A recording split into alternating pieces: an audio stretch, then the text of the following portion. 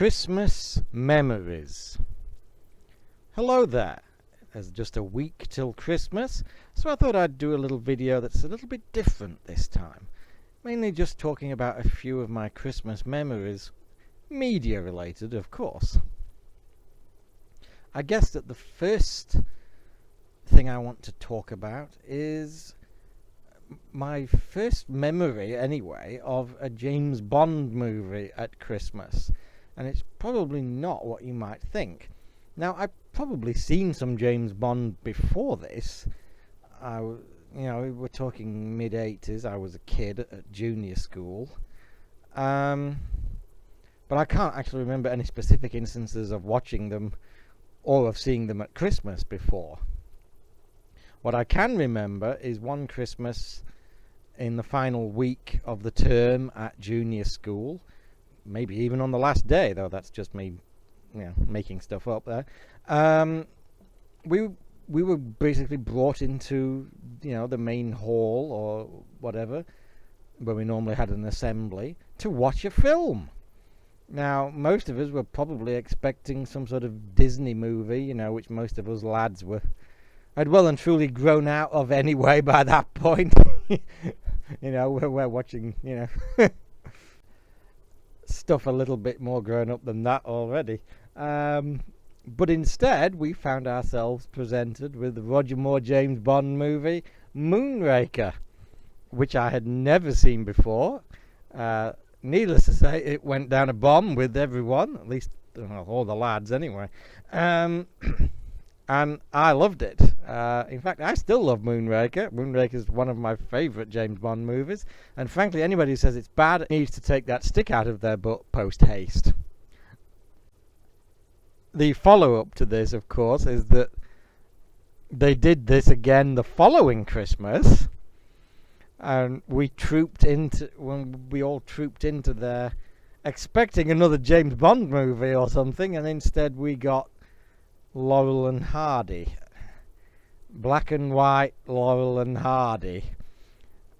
Needless to say, there were a whole bunch of seriously pissed off preteens sitting in that assembly hall. It's a wonder they didn't have a mini riot on their hands or something. Previous year we get James Bond, now it's Laurel and Hardy. Yeah, that was a crushing disappointment, I have to say. Now, I'm assuming it was the same year. I think it was probably about 1984. I'm showing my age here. Ghostbusters and Gremlins were released at cinemas in the UK around Christmas time. I think they were released differently in the US, but it was definitely at Christmas in the UK. Not that I saw either of them at the cinema, and I probably didn't even see them at Christmas. But apart from the fact that Gremlins is a Christmas movie, yes it is, don't freaking start with that crap. There's also the fact that I still remember this magazine that my film-loving brother brought home at around Christmas, with this center spread basically being on 2 pages, one previewing Ghostbusters and one previewing Gremlins. And that was the first time I'd ever seen anything from or heard of either of those films, and they both looked absolutely fantastic and amazing. And of course, they're still 2 of my favorite movies. Actually, I'd probably put both of them in my all-time top 10. I can't actually remember when I saw either of them. I'd like to think it was Christmas, but it probably wasn't. But I still associate, even Ghostbusters, which isn't a Christmas movie, I still associate Ghostbusters with Christmas, partly because of that association. One of my favourite things about Gremlins, even though, again, I'm not saying this happened at Christmas time, it might have done, but then again, it might not. But I still remember watching it once with my nan, and her actually saying about Gizmo, "What type of animal is he, really?" That still makes me laugh today. Now, it was a few years after this that I received a very significant Christmas present, namely a Doctor Who book. I've already said this story in a video a few years ago, but It's Christmas. I'm repeating myself. Indulge me. It was the novelisation of the William Hartnell story, The Savages, which I got for Christmas from my brother. Now, the irony is this was not actually what he was intending to buy me. His original intention was to buy me the VHS of Back to the Future. Only on his shopping spree, he found out by reading that year's double issue of Radio Times that Back to the Future was going to be the Christmas Day film premiere on BBC One. So he's like, well, that's that idea screwed then. I still don't know why exactly he bought me a Doctor Who book. I mean, I wasn't a massive fan or anything. I mean, I did watch the show. I have vague memories of a lot of the Davison era and even a lot of season 22. I think my first memory is the end of part 1 of Destiny of the Daleks, which I think is probably the repeat, because I can't remember anything else from season 17 or 18 apart from Logopolis. Trial of a Time Lord, I watched like episode 1 and thought it was crap and didn't watch any of the rest of it. I had excellent taste even then, you know. So I guess I was, mildly interested, but it's not like I was a big fan. But I guess he just picked it up kind of in desperation. I read the book like a few days after Christmas, somewhere in the dead zone between Christmas and New Year.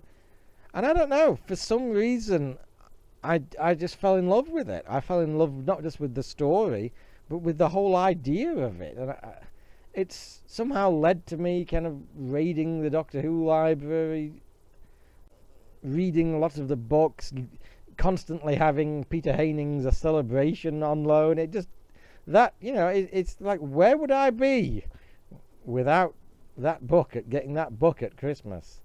I don't know. I might even be cool, you never know. Seems unlikely, but...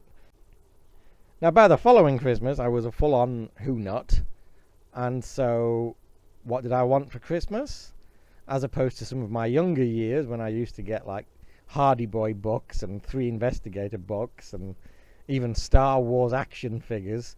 Yes, I liked Star Wars when I was a very little kid. I grew out of it, though, I'm afraid. Sorry. Sorry about that. It was, of course, Doctor Who videos I wanted, which I could hardly afford to get at any other time. I'd had a few for my birthday in mid-year, but, I could only afford to get them at birthdays and Christmases. So it was 2 Doctor Who videos I got for the following Christmas, which was 2 Pertwees, Death to the Daleks and Day of the Daleks. And I think I watched Day of the Daleks first. I'm pretty sure I watched that Christmas morning. And I absolutely loved that story. And again, I still love that story. I'd probably put that in my top 10 Who stories. I just think it's a really well written and acted and made, just a very clever story. And just the central idea, the central kind of paradox plot, completely blew me away as a kid. I still love the idea now. And that scene where Pertwee figures out what's really going on still gives me the chills today. I think that's a great story. The other one was Death to the Daleks, which I thought was okay. I wasn't as big on that as I was on Day. I don't really like it at all these days.